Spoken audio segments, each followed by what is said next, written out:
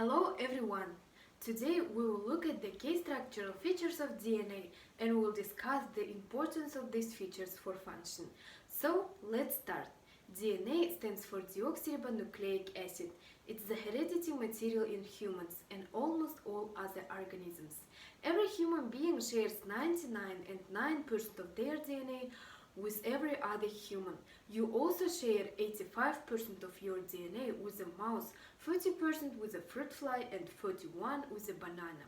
Most DNA molecule is located in the cell nucleus, but small amount of DNA can be also found in mitochondria.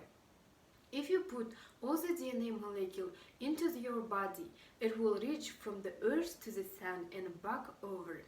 We all know that DNA is double helix. This double helix model demonstrates that DNA is basically polymer. To understand the structure of DNA better, let's look to the topic in more details. DNA looks very similar.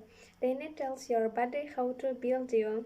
I think that every person is interested in the structure of DNA that determines how our body looks and function, whilst also separating us from another human beings.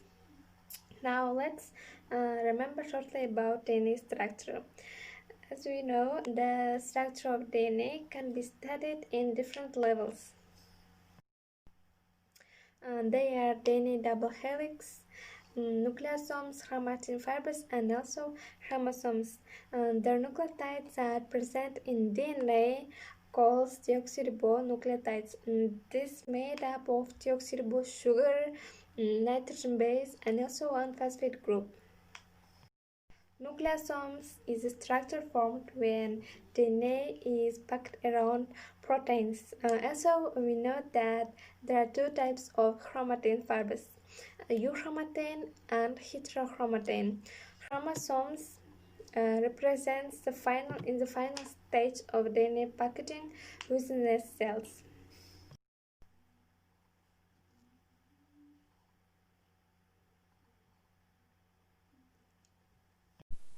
What do we know about nucleotides? Nucleic acids are the genetic material of the cell and are composed of recurring monomeric units called nucleotides. The nucleotides are of great importance to living organisms as they are the building blocks of nucleic acids, the substances that control all hereditary characteristics. They also have functions related to cell signaling, metabolism, and enzyme reactions. Each nucleotide consists of three principal components.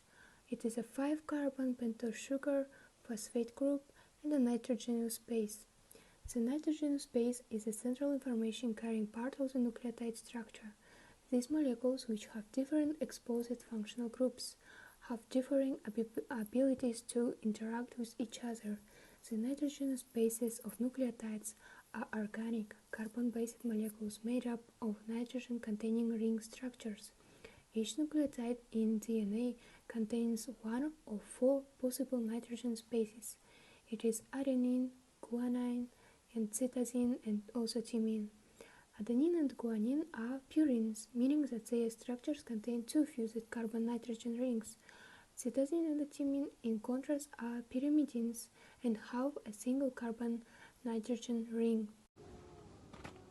Let's talk about different types of bonds in DNA structure. The DNA double helix has 2 types of bonds, covalent and hydrogen. Covalent bonds exist within each linear strand and strongly bond bases, sugars, and phosphate groups.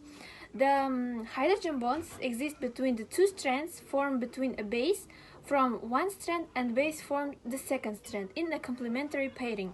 These hydrogen bonds are individually weak but collectively quite strong. In the double helix, the strands are also linked by hydrophobic interactions and stacking that are independent of DNA-based sequence. Since hydrogen bonds are non-covalent, they are easily broken and restored. The chains of the double helix can be pulled apart like a zipper by the action of enzymes or at the high temperature. DNA replication is no simple task. There are about 3 billion base pairs of DNA in our genome. all of which must be accurately copied when any one of our trillions of cells divides. Let's take a look at the proteins and enzymes that carry out replication, seeing how they work together to ensure accurate and complete DNA replication. The replication of DNA begins at a sequence of nucleotides called the origin of replication. Helicase unwinds the double-stranded DNA helix, and single-strand binding proteins react with the single-stranded regions of the DNA and stabilize it. DNA polymerase III is the major enzyme involved in DNA replication. DNA polymerase III can only add a nucleotide to the 3' end of a pre-existing chain of nucleotides, and it cannot initiate a nucleotide chain. Therefore, an RNA polymerase, called a primase, constructs an RNA primer, a sequence of about 10 nucleotides complementary to the parent DNA.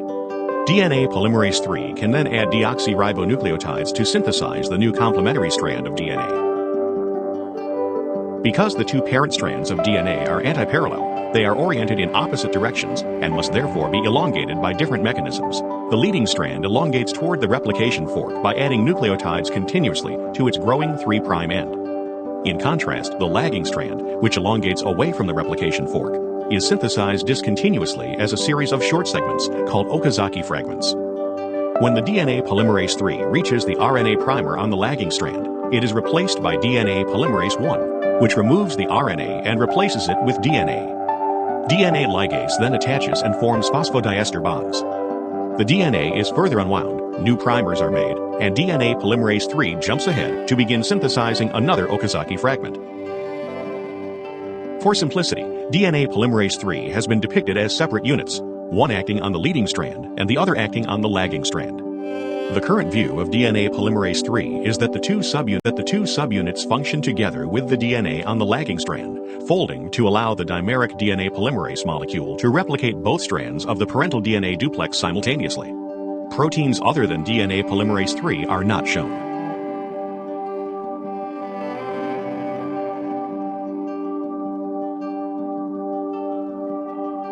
DNA replication is very important for our life. DNA can replicate well, which means that the next generation will retain the characteristics of the parents.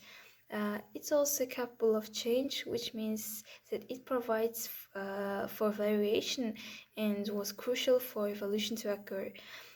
It also codes for proteins that express genes and traits of the organism. DNA is one of the most useful engineering materials available in nanotechnology. It has the potential to self-assemble and form programmable nanostructures that can serve as a platform for mechanical, chemical, and physical devices. Let's talk about the use of DNA in medicine and DNA computing. Cancer and nanotechnology. One of the foremost areas of nanomedicine was the attempt to diagnose, treat, and destroy cancer cells. More than 10 million people worldwide contract some form of the disease in 1 year. Cancer develops when cells begin to function and divide abnormally, causing not only holes in certain organs, but also disrupting the physiology of the entire human body. Nanotechnology offers several solutions to prevent the loss of healthy cells as an alternative to chemotherapy. However, most nanostructures are insufficient to treat the cancer cells, and this has led to development of nanosystems with 4 main qualities. First, they can themselves be therapeutic or diagnostic, and the cells can be engineered to carry a huge therapeutic burden to the tumor site. Second, more than one targeting ligand can be attached to these nanosystems, which provides high affinity and specificity for target cells. Third, these nanosystems have the advantage of being able to accommodate more than one type of therapeutic drug, thereby providing multivalent drug therapy. Finally, most nanosystems made from biological materials such as DNA and RNA are programmed to avoid most, if not all, drug-resistant mechanisms. Next, DNA computing. DNA computing was first proposed as a solution to complex problems by Edelman. He recognized that DNA's incredible memory capacity could be used to solve complex computational problems. To do this, he chose a common math problem, commonly referred to as the traveling salesman problem, and was able to solve it using DNA strands. In 1996, Royce and his colleagues introduced a new technology called DNA stickers. This model applies to random access memory and does not need any enzymes or chain lengthening. Thus, this model has become universal for calculating DNA. Since then, many technologies have developed that use DNA for calculating basic mathematical equations and purely computational problems.